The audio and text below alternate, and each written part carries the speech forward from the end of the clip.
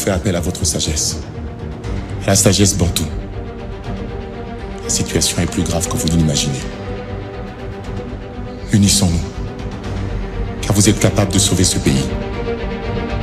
Oublions tout ce qui nous a divisés jusqu'ici. Fallait combien mabatu ya média pour qu'il négocie la juste fête ou bien fallait combien mabatu ya média pour qu'il négocie la moussala. L'un des communicateurs de Fali qui est notre confrère Popol Mopasoula qui a expliqué que Fali Poupa fera venir un invité surprise. Mais pourquoi le musicien ne soutient pas l'artiste Fali Poupa? Il y a le Wenge qui ne soutient pas Fali Poupa. Il y a les quartiers latins qui ne soutiennent pas Fali Poupa. Il y a les Zaïko. En général, tous les artistes et musiciens congolais, pourquoi vont soutenir Fali? Et pendant que Fali Poupa est sous pression à combattant, il allait au moins avoir le soutien. Il y a des frères, des grands, des masters, des petits naïfs. Et il y a qui peut être conforté et peut être sous force. Mais apparemment, la musique reste chacun pour soi, Dieu pour tous.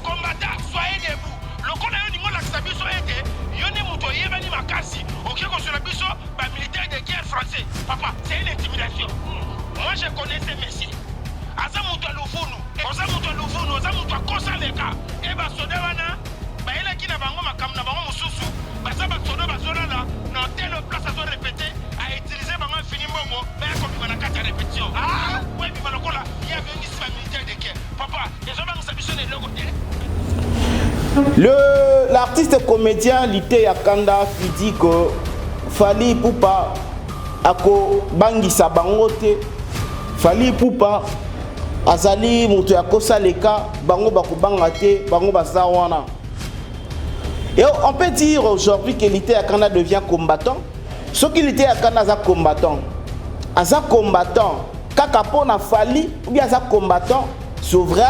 Ndenge to mona ba boketu ba buna ke non musicien moko te akobeta ki komba ya boketu ki komba ya Lité Yakanda asa parmi batoyo basali ke Koffi Olomide abeta concert na arena te ozala qui prévu.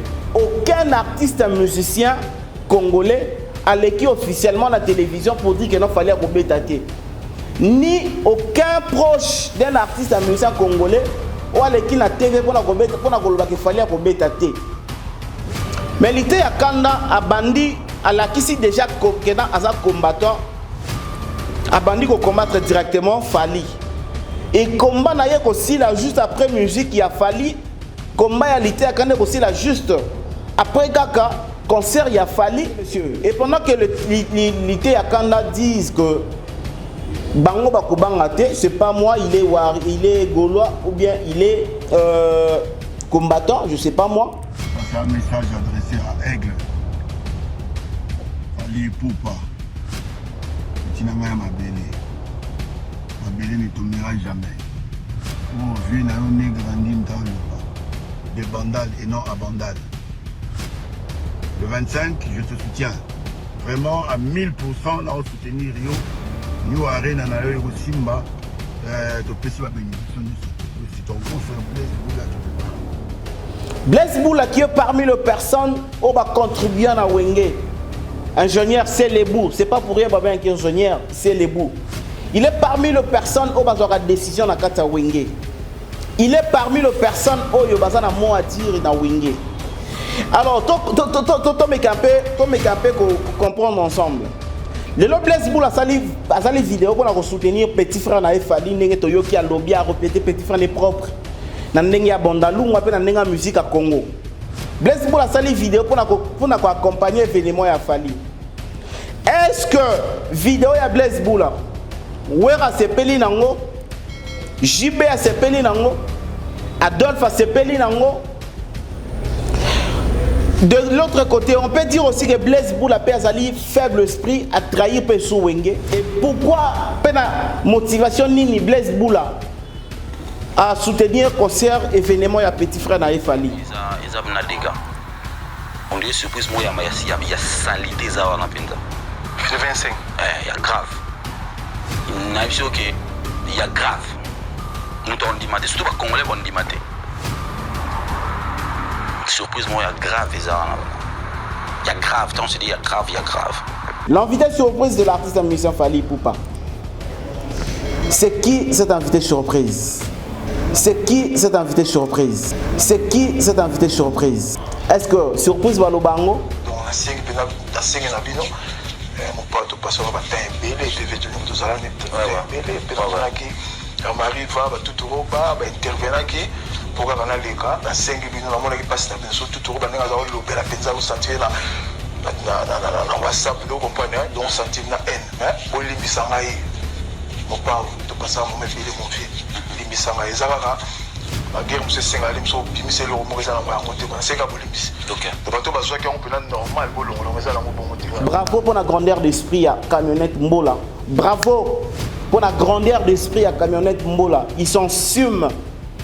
Un homme qui s'assume, Camionnette Mbola, à s'assumer à Monique, il était fautif à sa moto, à sa maïna makila, à Koki Kosa l'erreur, à Monique à Loba qui m'a cambo, il fallait pas Loba. À l'équipe de la télévision, c'est pardon. Et bah, le pardon libère. Voilà. Bible le dit que le pardon libère. Et là, libérer, alors la pardon, ils ont dit. Parce que là, ça dit, on a déjà, famille a pas obligé à limiter parce qu'à présenter des excuses. Ba limisi épée déjà, dia ba limisi mamosala média. Wana mutu ya Fally aya sengi kofi pardon. Où est le mal? Dites-moi un peu. Ezali pona ko koisa musique en ya Congo, to pona ko matisa musique à Congo. Exemple na pesi. Moi je ne pas dit que c'est ça. Et je ne pas confirmer que c'est ça. Na pesi juste exemple. Et ce qui est zabongo. Musique et commentateur et kokita. Les gens qui ont bon banda ko finga kofi pour na Fally. Bon banda ko finga Fally pour na kofi. Ne regardez pas ça, tout ça.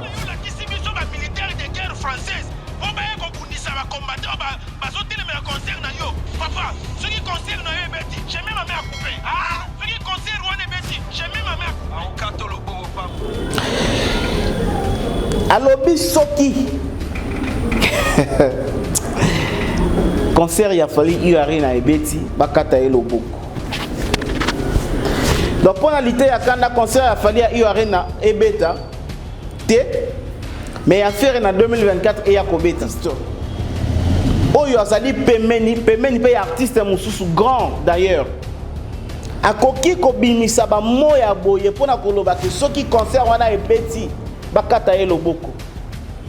Et si arrivé que fallait un petit concert ou en a des autres bimi va annuler concert Mambutu. Bénéficialité à Kanda Izarani. Qu'est-ce qu'il va gagner? Boum boum boum, c'est du boom et du tonnerre. On est vraiment pour le 25. Le 25, U Arena. Avec le pass. Fally Ipupa. On est vraiment pour Big Force à toi, mon grand. Big Force le 25 au U Arena en fait avec le en tout cas pour ça, je souhaite vraiment mon frère Fally Ipupa, mon frère Fally Ipupa collègue. Fally Ipupa on est qu'on origole hybride, on a souhaité beaucoup de chance à vous saranati. Donc papa, le 25 novembre, Matuboya et Billy, bouquet la biso à You Arena Wana. Hein? Va combattre pardon, hein? Le 5 pardon va combattre. Au bout d'un coup, merci beaucoup, mais bon, c'est la pause pour le 25. Musicalement, Ibrantor Piana qui a donné la force à Fally Ipupa. Est-ce que Jibem Piana a CP là? Jibem Piana CP là, CP.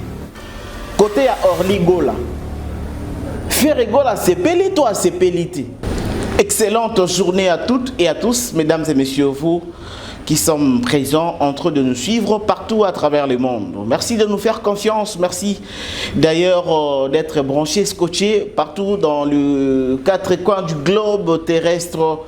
Vous êtes dans une très bonne adresse. Tout info, votre champ de valeur, tout info.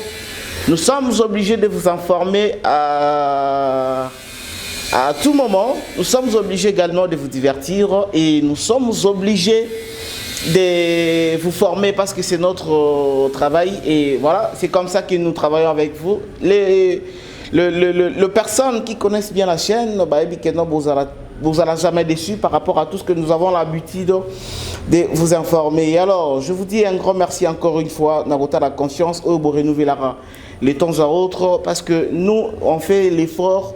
Il y a Koupé Sabino, information, comment ça se passe. L'artiste musicien Fally Ipupa, jour J, mois 2,5.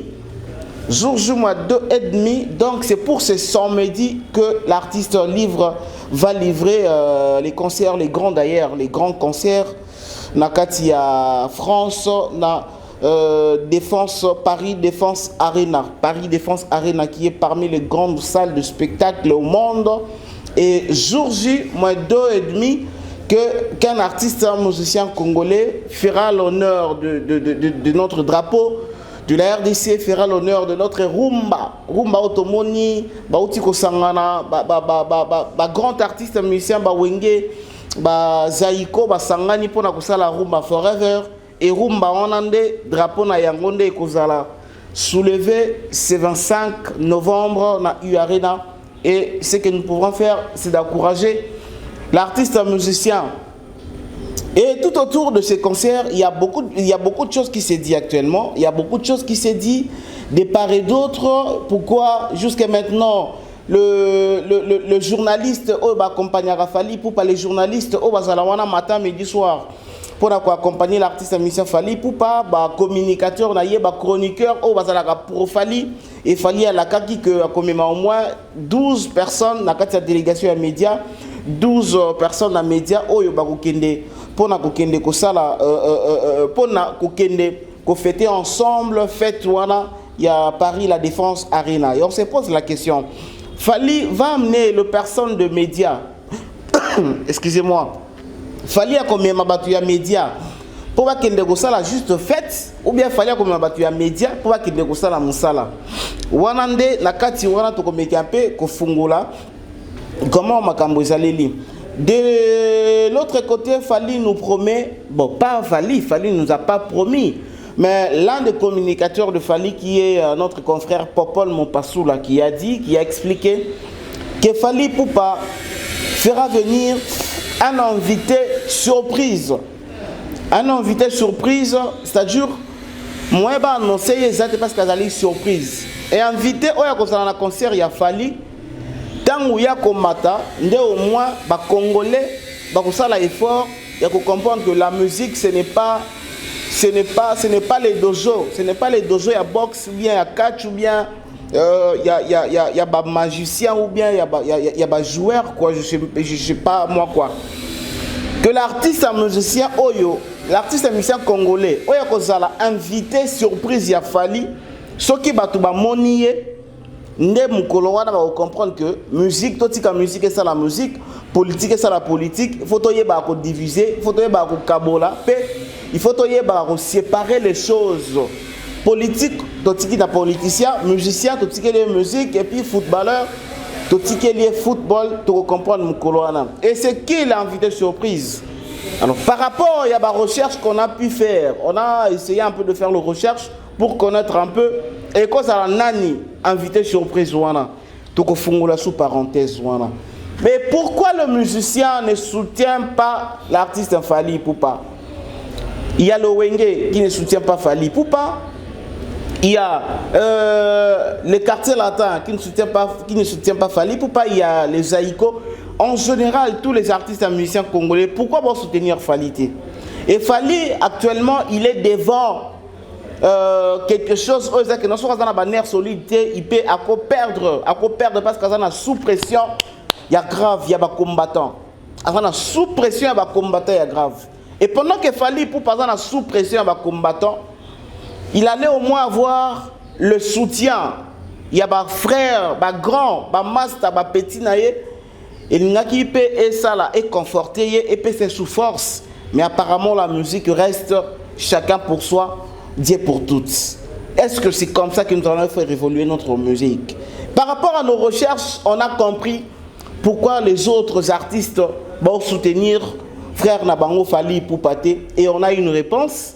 Et nous allons aussi sous parenthèse, il y a pourquoi les artistes vont soutenir Fally Ipupa. On a vu le pro-Koffi Olomide, les chroniqueurs, journalistes pro-Koffi Olomide, ils vont soutenir U-Arena et Fally Ipupa. Qu'est-ce qui se passe tout au long? Il y a événement, il a fallu le 25. Ni les allés préparer. Ni les allés préparer le 25 na U Arena. Ni les allés préparer le 25 na U Arena. Nini makamuni koleka concernant la musique congolaise. La musique congolaise, c'est quelque chose que nous devons protéger. Le musicien congolais, ce sont des personnes que nous sommes obligés à protéger bango. Jamais vous pouvez aimer la musique et vous n'aimez pas le musicien. Ou bien vous aimez le musicien ou bien vous n'aimez pas et que vous n'aimez pas la musique. Je ne pense pas que ça peut aller. Ça n'ira pas comme ça, c'est pas comme ça. On ne peut pas vouloir quelque chose et son contraire. Quand vous aimez la musique, obligatoirement vous devez aimer le musicien. Et pourquoi nous aimons la musique? Nous fêtons avec la musique, nous chantons avec la musique, nous amusons avec la musique. On n'aime pas le musicien. C'est dit en quoi? Je suis en train de parler par rapport à Fally Azouzwa sous pression. Il y a des combattants. Fally Azouzwa sous pression. Il y a des étrangers, il y a des combattants, il y a des belé. Et ma propre frère na yemoko bazaba musicien ba sengeli ko soutenir ye. Bazo soutenir ye te. Regardez cette petite vidéo. Nous allons prendre cette petite vidéo. Oyo. Toko benga ngo soutien. Toko benga ngo kaka ya ba combattant ou bien toko benga yango ke ba musicien pe ba bundisa Fally. Ensuite d'abord l'extrait de cette petite vidéo et puis on se retrouve juste après.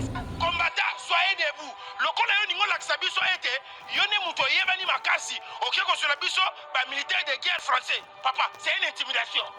Moi je connais ces messieurs.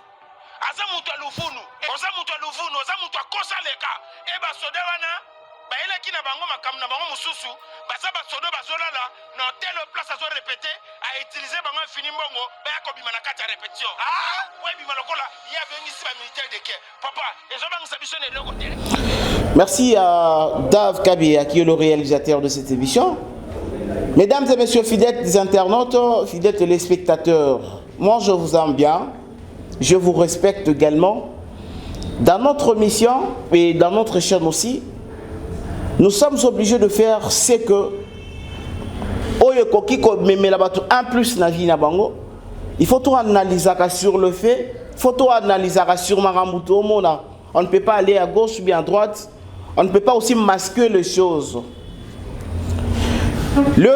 L'artiste comédien Lite Yakanda qui dit que Fally Ipupa ako bangisa bangote, Fally Ipupa azali mutu ya kosa leka bango bakubangate bango bazawana.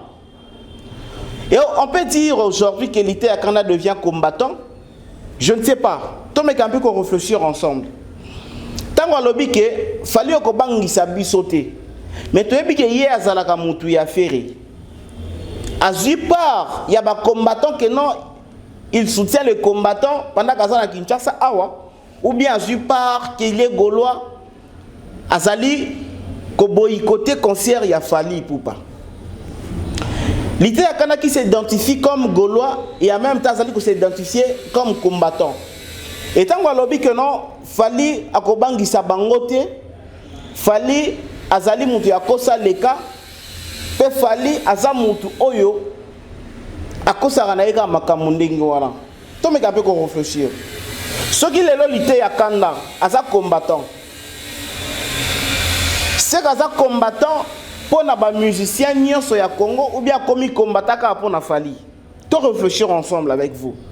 Parce qu'il y a lobby que ba akobangisa bangote. To joyce ko net na volé nanu que azali combattant na Kinshasa. Ce qui était à Kanaza combattant, Aza combattant, Kakapo na Fally, ou bien Aza combattant, c'est vrai, n'est-ce tout le monde a baboké, tu vois, on a que non, mais c'est mon côté à Kobeta. Qui combat ya boké, tu vois, qui combat ya Lite Yakanda. Aza parmi Batoyo, Basali que Kofi Olomide. Abeta concert na Arena Théo Zalaki prévu. Lite Yakanda aza parmi ba combattant Oyo Basali que. Ouais, ensemble, concert Oyo et Amboya qui na Londres, abeta yangote. Lite Yakanda za parmi bato basalaka que concert ya Bercy na ya concert ya héritier Oyo abeta na poto oyo ba combattant ba dérangeaka l'ité ya Canada parmi ba combattants oyo bazalaka du nombre pour na ko boycotter concert un peu pour na ko bebisa concert wana parce que à lobby influence ou bien ba militaire bien sécurité au fallait a memi na répétition pour na ko lakisa tout le monde et ko bangisa bangote mais bato to yebi ke bazo boya concert ya fali et ça ba combattant aucun artiste musicien congolais a l'écrit officiellement la télévision pour dire que non fallait rebétater ni aucun proche d'un artiste musicien congolais ou a l'écrit la TV pour na koloba que fallait rebétater musicien qu'on préférait à l'obaïlo côté qui a parvenu qu'on est à la télévision pour na koloba qu'il fallait rebétater parce que fallait un musicien l'élo c'est Fally qui joue demain c'est Ferré qui nous annonce déjà un grand concert à Paris dans 2024, dans le début de l'année d'ailleurs. Et Héritier également n'a sorti un album Oyo, Chemin de la Gloire. Je pense qu'Héritier pour ça la concert mon 2024 ici là, il fera un grand concert en Europe. Mais l'été à Kanda a bandi à la qui déjà à combattant a bandi qu'on combattre directement Fally.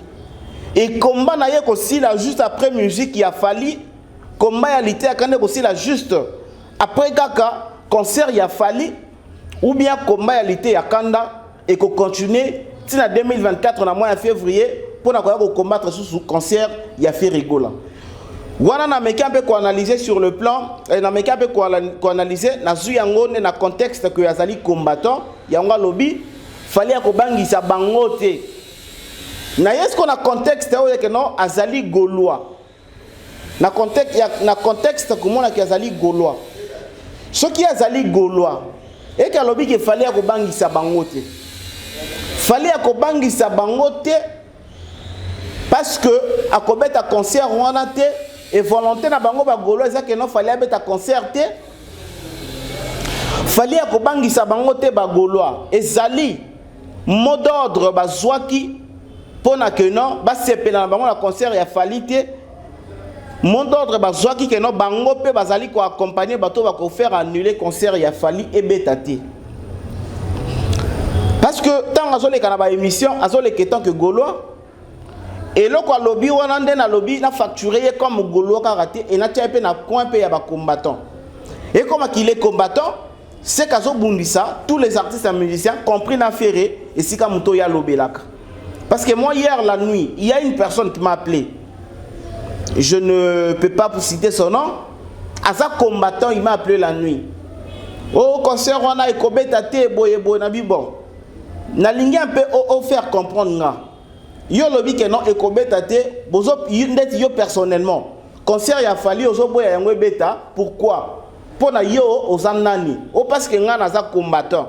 Nabi, oh, yo za combattant. Au bosani que dans la conversation na yo awa na WhatsApp na nga po benga nga à tout moment on s'identifie pas na nga comme gaulois lelo comme combattant d'ailleurs dans ça qui maman na erreur fallait qu'il a enregistré maloba to solaki comme on s'identifie comme gaulois lelo yo comme sous combattant pour na fali kaka alors abi non il y a comme combattant pas seulement pour la Fally, mais comme combattant pour tous les artistes et musiciens. Et ça a fait en 2014 et en 2024 plutôt à Kobetate. Et quel genre n'y a pas tout ça dans la communauté congolaise. Aux alliés fanatiques, il y a Moutou, tu les défends à Maramoutou, album bimi qui toko, toko beta ba concert, toko sala boy. Et mbalamoko ka yomoko komi susu ke na faire pe ya kobetate bota la resika to kendara. C'est pourquoi et pesinga li susu réflexion sur l'ité ya Kanda qui dit que fallait akobangisa bangote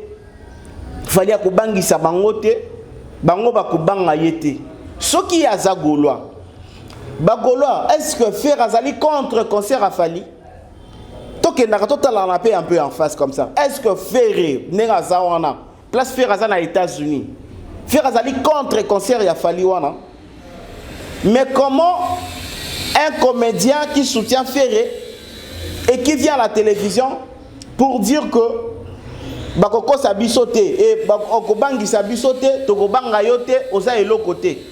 Et Aza toujours s'identifier comme Gaulois. Donc il y a des Gaulois qui ne veulent plus des concerts en Europe. Et ça n'a pas Gaulois, oh, balingi so musique et son na Congo na pototé. On a aussi la analyse ya Maramoto Kende.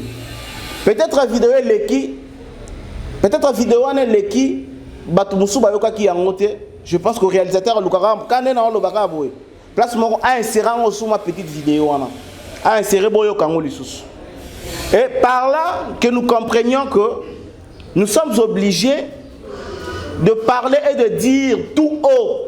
De parler, de dire tout haut, Makamoto constaté, étant que chroniqueur, étant que journaliste, étant que accompagnateur de la culture congolaise. Nous sommes obligés d'accompagner cette culture. Donc, il faut accompagner un autre qui est dans l'eau. Il faut accompagner un autre qui est dans l'eau.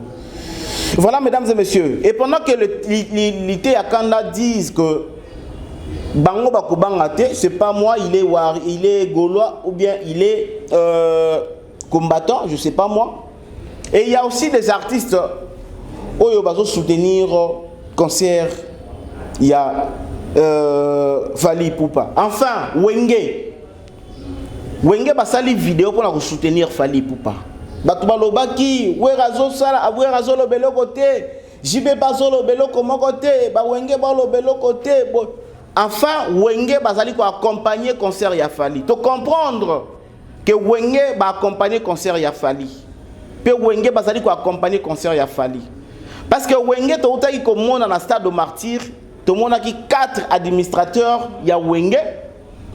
Et puis après 4 administrateurs ya Wenge, to ko mona Adolphe Dominguez, Blaise Boula ainsi que les autres. Et Nabango Nyosowana il s'est réuni pour na kopesa biso un grand concert, au ba pesa ki biso un grand concert dernièrement au stade de martyr. Et parmi Bango, je pense que jamais au Kofinga ou rappé Blaise ACP là, ou bien critiquer Adolphe JB ACP, je ne pense pas. Parce que Wenge c'est la famille, Wenge Zali est en d'esprit, Wenge c'est l'unité, et Wenge c'est la musique, et Wenge c'est l'union. Et enfin Wenge est accompagné l'artiste à M. Fali. Nous allons voir, nous allons suivre cette petite vidéo. Il y a Moko, il y a Kondi, il y a Wenge, il y a Pessi Force, na Fali Poupa. On se retrouve juste après. Ça c'est un message adressé à Aigle. Fali Poupa. Petit Namaya Mabele. Mabele ne tombera jamais. Oh, vu na une grandi m'talouba. De Bandal et non à Bandal. Le 25, je te soutiens. Vraiment à 1000%, on soutenir Rio. Nous arena na yo Simba. Tu peux la bénédiction nous surtout. C'est ton grand frère Blaise Boula qui te parle. C'est le bout. Blaise Boula. Rendez kita. Rendez-vous na kitata. Blaise Boula qui est parmi les personnes qui dirigeaient Wenge. Blaise Boula qui est parmi les personnes qui va contribuer à Wenge. Ingénieur, c'est les bouts. Ce n'est pas pour rien qu'il est ingénieur, c'est les bouts. Il est parmi les personnes qui ont la décision dans Kata Wenge. Il est parmi les personnes qui ont un mot à dire dans Wenge. Alors, tu me comprendre ensemble. Le Blaise Boula a sali vidéo pour soutenir petit frère na Fali ndenge toyoki a lobby a répéter petit frère n'est propre. Na ndenge ya Bondalou ou na ndenge musique à Congo. Blaise Boula a sali vidéo pour accompagner événement ya Fali. Est-ce que vidéo ya Blaise Boula Wera sepeli nango, JB a sepeli nango, Adolphe a sepeli nango, ba Manda chante, ba Emelia, le reste et les autres, est-ce que ba sepeli nango? Blaise Boula salé Fali vidéo. Est-ce que c'est là qui accord? Il y a un administrateur. Est-ce que c'est là qui accord? Il y a un frère Naye ya Wenge qui est lancé la mon ma vidéo. Est-ce que Fali pour passer à bon terme? Na ba master mususu ya Blaise Boula. Ba Wera, ba JB, ba Adolphe. Est-ce que Fali à bon terme na bango? Blaise Boula a fait cette vidéo pendant que ceux qui s'est mis thème à frère Naye à Wenge, ou bien il a fait pour soutenir la culture et Congo. De l'autre côté, on peut dire aussi que Blaise Boula Azali, faible esprit, a trahi Peso Wenge. Parce que ça se dit et ça se parle partout que Lelo, un Wengemen a kokiko sopa boulte. Un Wengemen a kokiko tika, a kokiko yate, ko dépendre na mutu. Un Wengemen a kokiko sopa boulte. Ne baloba Minyo Abraham a sopi boule, ne baloba na Bill Clinton a sopi boule, ne balobi na JDT a sopi boule. Wana za bana wenge oto ebi ke no bakbalo bakiba sopi boule. Eza Minyo Abraham, eza Bill Clinton, ezali JDT molo po pa popi. Baza bana wenge oyo ba wenge men balo bakiba sopi boule. On peut aussi dire que c'est les boules ingénieur Blaise Boula a sopi boule parce qu'à soutenir l'artiste Fally. Est-ce que Blaise Boula coquille complexé Fally ou bien Blaise Boula coquille flatté Fally d'une manière ou d'une autre, je ne sais pas moi. Pendant que je suis en train de parler, je suis sûr également aussi que mon réalisateur fera en sorte que vidéo wana bateau ba monaki yango bateau ba yoki mambo Blaise alobite ba reyo kalsus. Blaise Boula a opé sa force l'artiste Fally. Est-ce que Blaise Boula a sopi boule ya Wenge? Parce que Emeli avait dit que Wenge zalaka Wenge so paraboulte. Emeli a fait aussi passer à la télévision pour que Blaise Boula a sopi.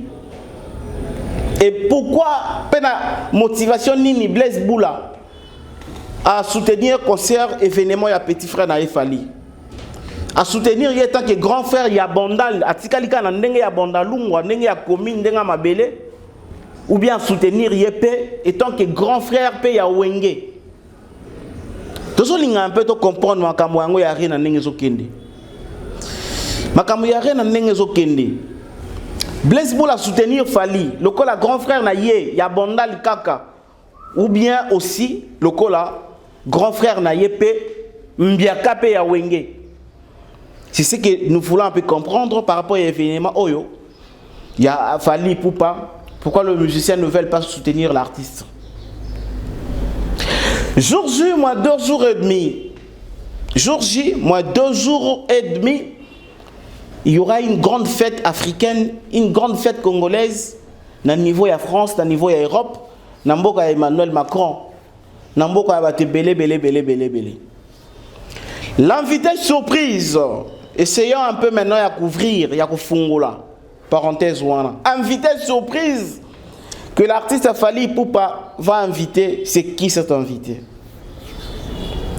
Mesdames et messieurs, l'invité surprise que Fally Poupa va inviter, ça sera qui cet invité?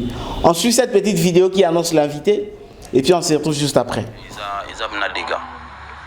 On dit surprise, moi, il y a salité, ça va dans C'est 25. Il y a grave. Il y a ok, il y a grave. Nous t'en dit maté, surtout pas Congolais, on dit maté. Surprise, moi, il y a grave, ça va. Il y a grave, tant on se dit, il y a grave, il y a grave. L'invité surprise. C'est ça la force de la musique congolaise. Hein? C'est ça la musique congolaise. Ce qui un jour, tout le monde a papa ou mbana Koffi Olomide basali wake up. C'est ça la force. Il y a musique au Congo. Ce qui après 20 ans, il y a séparation de comme on a JB Mpiana. Naoué Ranson a même podium. C'est ça la force, il y a musique. Ce qui après plusieurs années, il y a Rankine, il y a Félix Oisé quoi.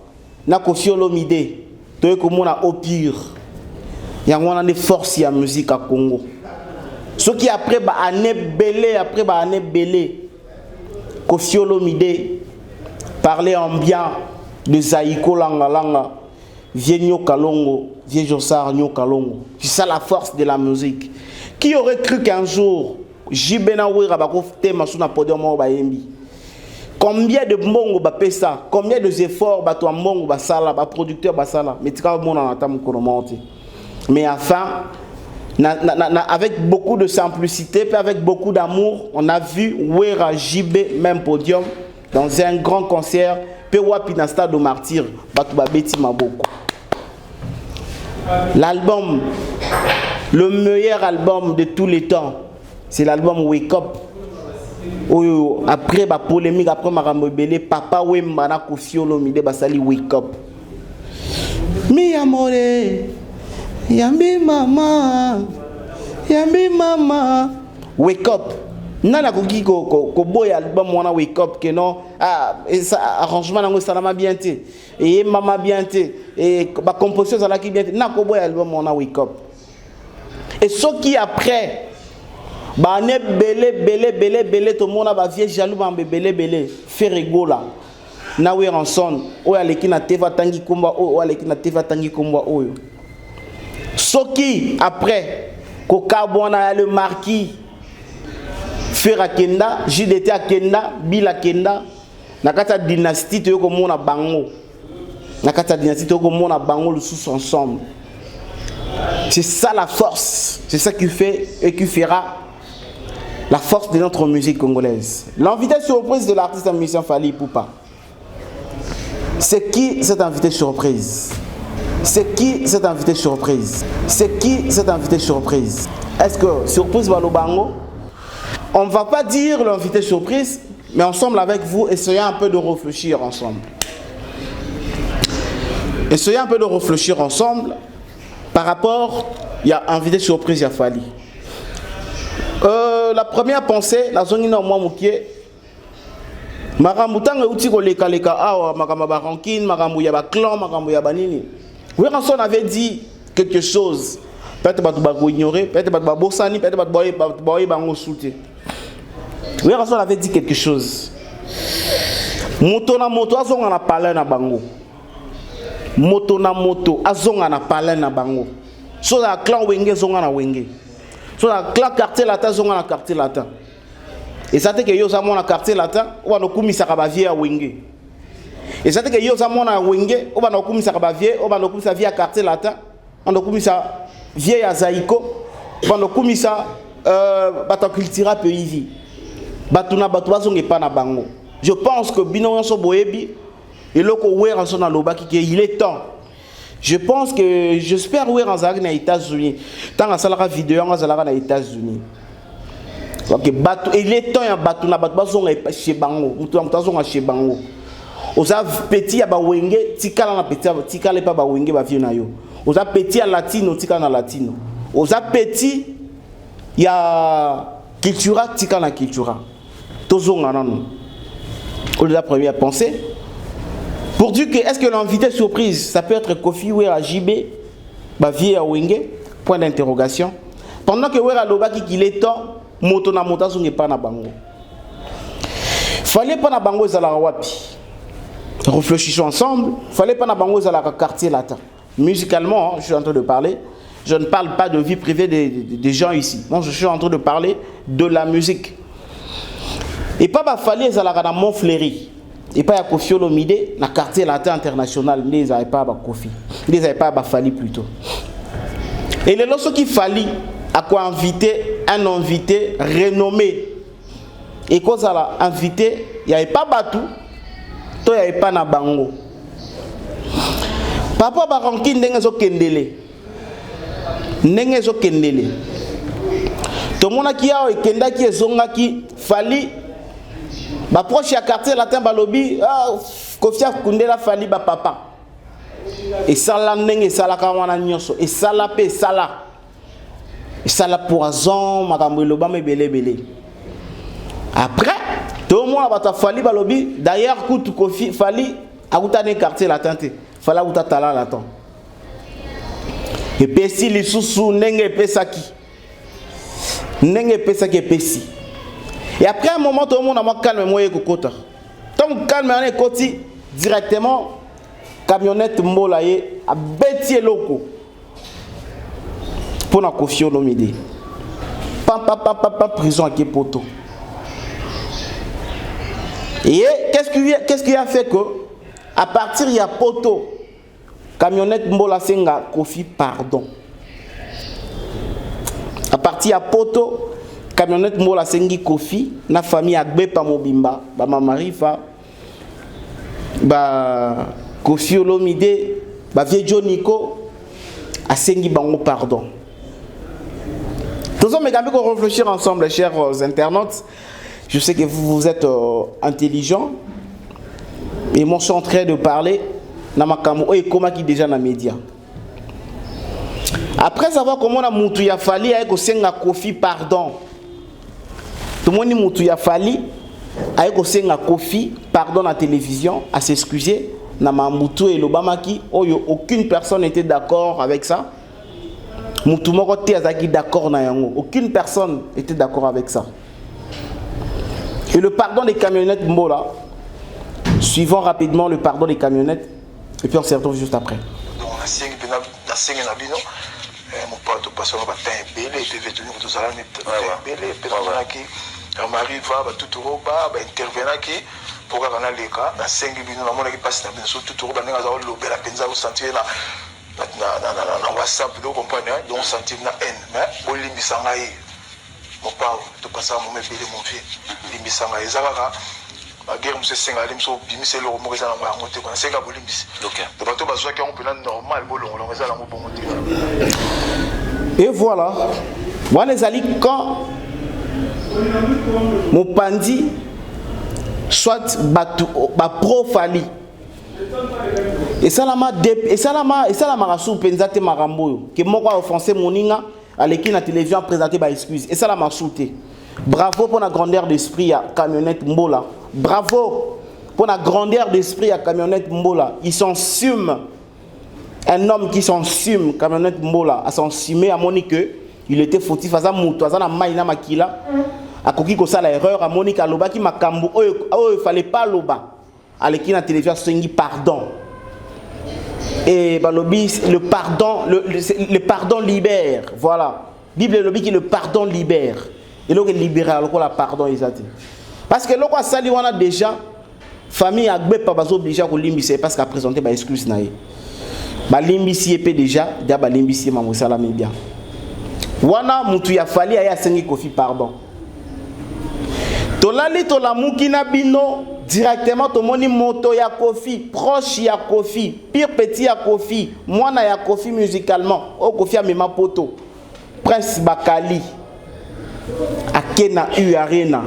Azo ça la publicité à U Arena, Prince Bakali.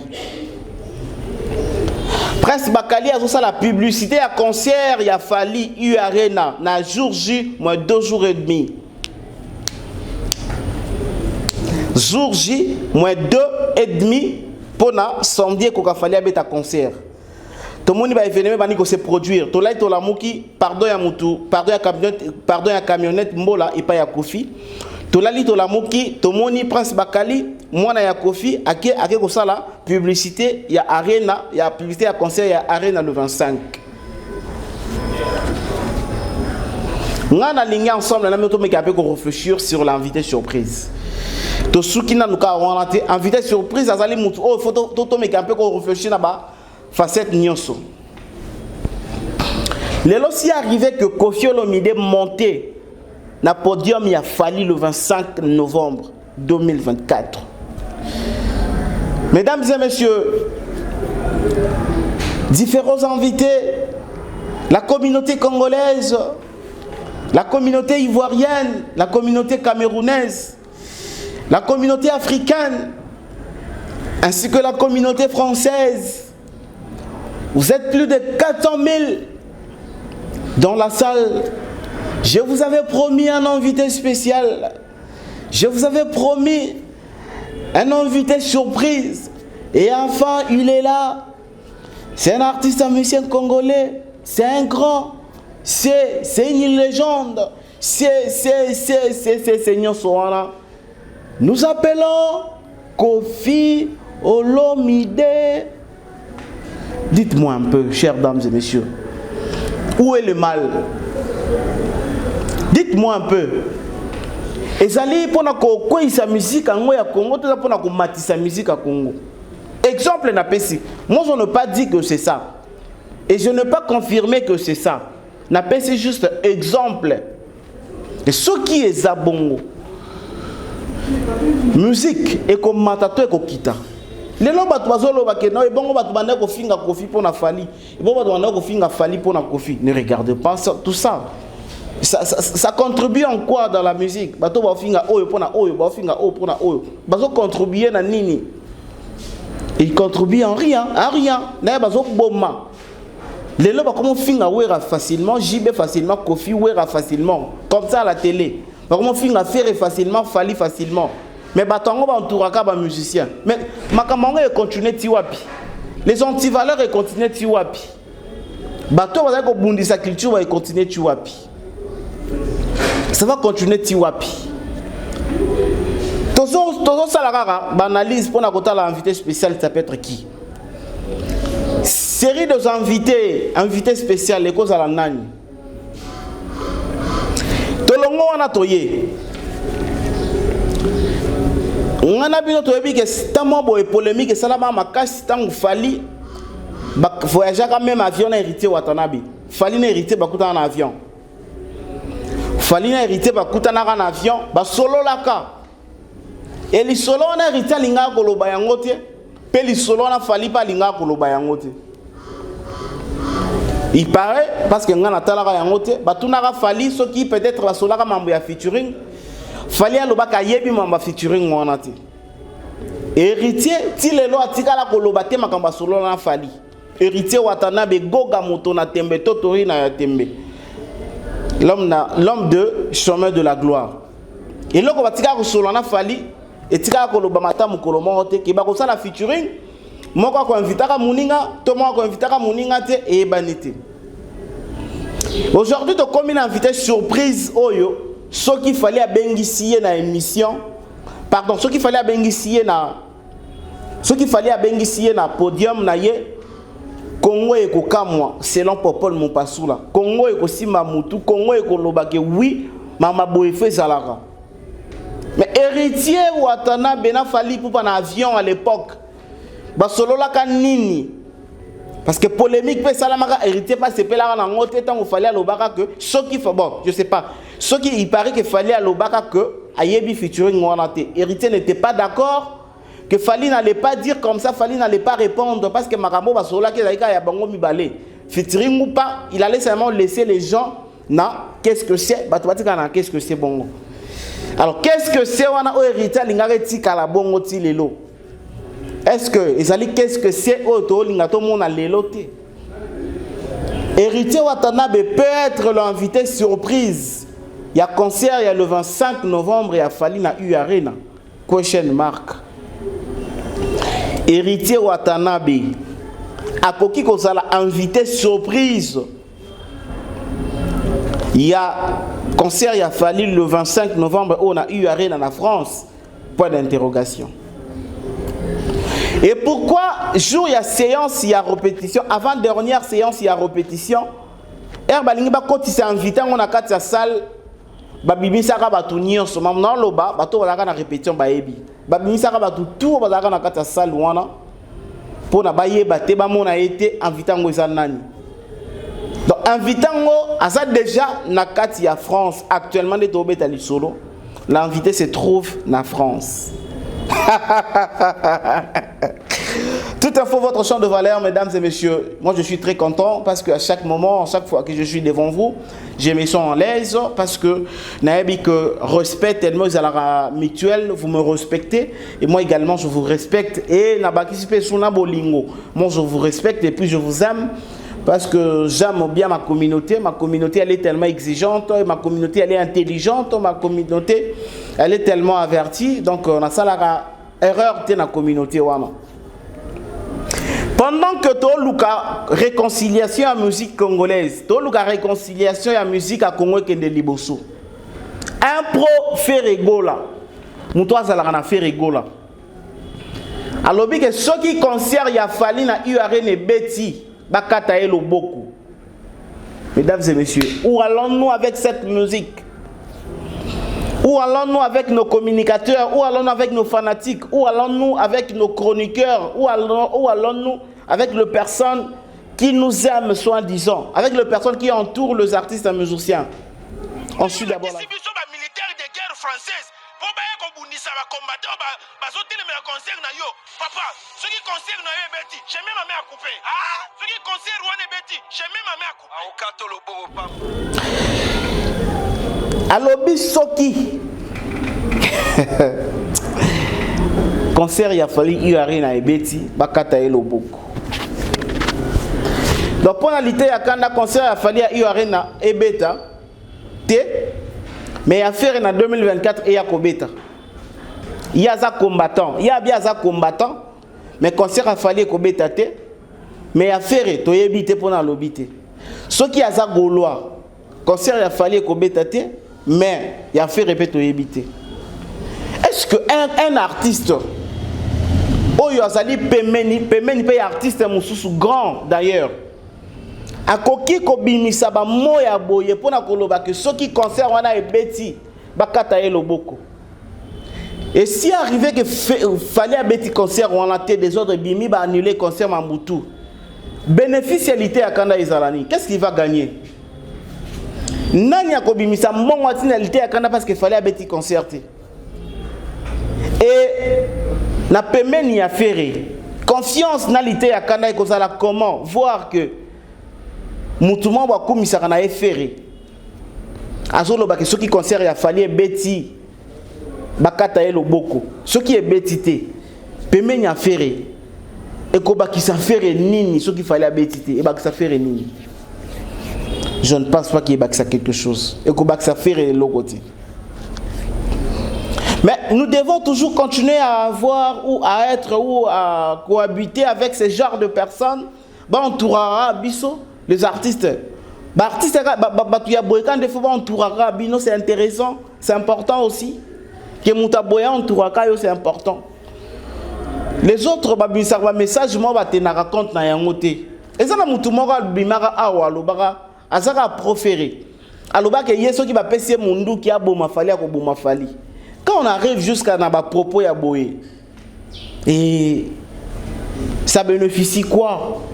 Bénéfice c'est Zanini. Bénéfice c'est Zanini.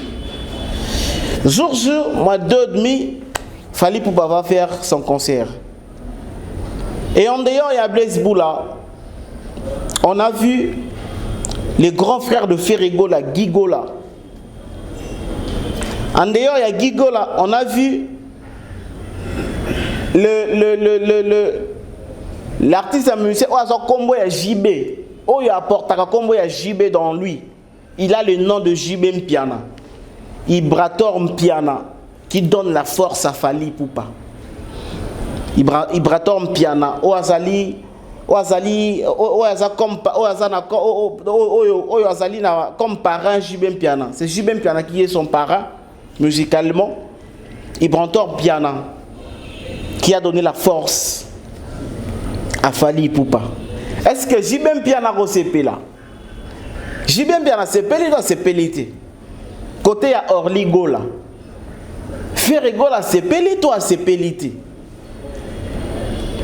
À CP toi à CP. Suivons le vidéo, c'est surtout juste après. Boum boum boum, c'est du boom et du tonnerre. Rendez-vous à Moko le 25. Le 25. U Arena avec le Hustle, les Hustle. Fali Poupa, rendez-vous à Moko.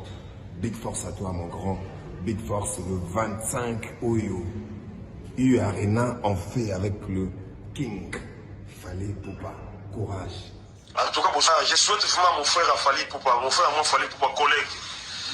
Fali Poupa on est qu'on orligola hybride, on a souhaité beaucoup de chance à vous saranati donc papa. Na sengelo le 25 novembre, Batuboya ebele bukela biso a yo arena wana. Hein?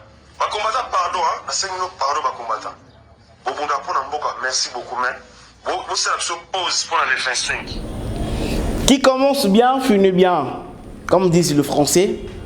Je vous rappelle encore une fois que jour J-2,5, l'artiste Fali Poupa qui séjourne actuellement en France, dans l'équipe Naïmo Bimba. Bazali Kobeta concert ce 25. Et ne Bazali Kobeta concert le 25. Le monde, les Quinois, la communauté, Bazo Zelape Bamona, ba chroniqueur ba défendre Fali na Kinshasa. Et pourquoi jusqu'à maintenant ba chroniqueur ba défendre Fali Bazaka na Kinshasa? Les chroniqueurs, les journalistes pro Fali. Pourquoi jusqu'à maintenant il se retrouve qu'à Kinshasa? Tandis que l'artiste avait dit qu'il a quand même 12 personnes dans les médias. Et dans les médias, on a un peu repérer quelques artistes, et pardon, quelques journalistes, oh, pro-artistes. Quelques journalistes, oh, pro-artistes. Quelques journalistes, oh, pro-Fali. Na jour J, moins 2,5, la question qui posée, à tout moment, la question qui posée, la question qui posée. Tout le monde a qui a délégation à bureau, tout le monde a qui délégation, il y a Nana Bodouga. Mais à quand les chroniqueurs pro-Fali, au Bazana Kinshasa, va rejoindre l'événement, parce que dans 2 jours, l'événement est Kozoa. Dans 3 jours, l'événement est ici là. Dans 3 jours, l'événement est aussi là.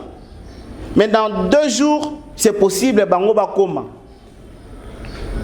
Est-ce vrai que par rapport, il y a ma commis par rapport à ma invité surprise, par rapport à ma clos, par rapport il y a ma réunion et Salami, Fali Poupa, enfin a refusé, il y a qu'à faire participer, presse, il y a Kinshasa, qui n'est qu'à vivre événement, on a c'est vrai.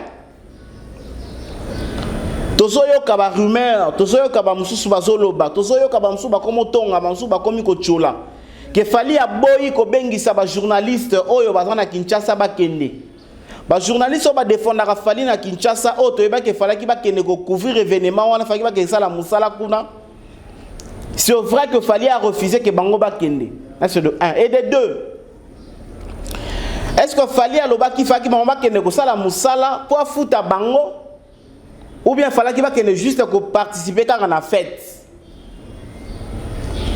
Parce que ceux qui journalistes qui a sali Moussala, a sali reportage, a sali Maramoutou à couvrir événement, na souka. Il faut moi quelque chose pas le meilleur yangoyo. Est-ce qu'il fallait pour pas prévoir que tant de journalistes bakoya na kozo bango en charge, en dehors ya kozo bango en charge il y a visa, billets, logement. Il faut na fouta bango li sous Moussala bako sala pour na couvrir événement ya concert. Est-ce que Fali Poupa Lobaki Bongo, toi Lobaki que, ako sala effort que, ba oyo ba accompagner ba kende ko participer quand on a fête. Donc ça dit ba bengi si on a fête, ba obligé à ko fouta yote. Mais ceux qui ba bengi si ko sala musala na fête, ndé ba obligé à ko fouta yo. Mais ceux qui ba bengi si on a fête, oya olia o mela participer na fête ba ko fouta yote. La question reste à poser. Et pourquoi Etika a 2 jours Nandambu et jusqu'à maintenant, les chroniqueurs, les Kinshasa, les journalistes congolais, les journalistes en ligne, ils sont mieux placés au Kende que défendre Fali pour Pakuna, ils se retrouver Kaka na Kinshasa. Pendant que tu as déjà liste de journalistes qui sont à la télévision, ils ont déjà billets na bango. B1, ils sont un journaliste moi B1 à Rosala. RTNT, ils sont un journaliste à RTNT à Rosala. Digital, ils sont un journaliste à Digital à Rosala. Kin 24, ils sont un journaliste à Kin 24 à Rosala. Alors, les journalistes, il y a la télévision claire na biso awa o ba Rosala et ba yebani. Maintenant, les journalistes en ligne, les présentateurs en ligne, oyo, tu as va défendre Fali matin, midi, soir, bango bakozala. Quand est-ce que bakozala, to bakozala te? Chers dames et messieurs, amis fidèles téléspectateurs, la communauté Tout Info, je suis très heureux de finir avec vous pour cette émission d'aujourd'hui. Il est 12 heures passées de beaucoup de minutes chez moi. Je pense, avant journée ici, là, nous aurons encore des informations sûres à la source. Et nous allons encore revenir pour vous dire comment l'événement s'est préparé et comment les choses allaient évoluer. Et quant à moi, je vous demande de vous abonner. Je vous demande de partager la vidéo, très surtout de liker. Et c'est une manière pour vous de me soutenir. Il s'appelle David Kabeya, c'est le réalisateur de l'émission. Je suis Dona Kondé, le présentateur de l'émission. Et vous êtes les abonnés. Confiance, il y a télévision. Au revoir, à la prochaine.